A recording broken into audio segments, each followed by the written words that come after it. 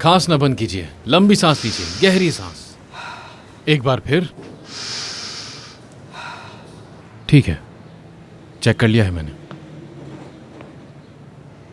जो दवाइयां मैंने आपको लिख कर दी थी वो वक्त पर नहीं ले रही ना आप? क्यों, क्या वजह थी? हाँ, नहीं ले सकी वो, लेकिन आइंदा ख्याल रखूंगी मैं। एक मिनट, देखता हूं कि यहां कौन कौन सी दवाएं रखी हैं।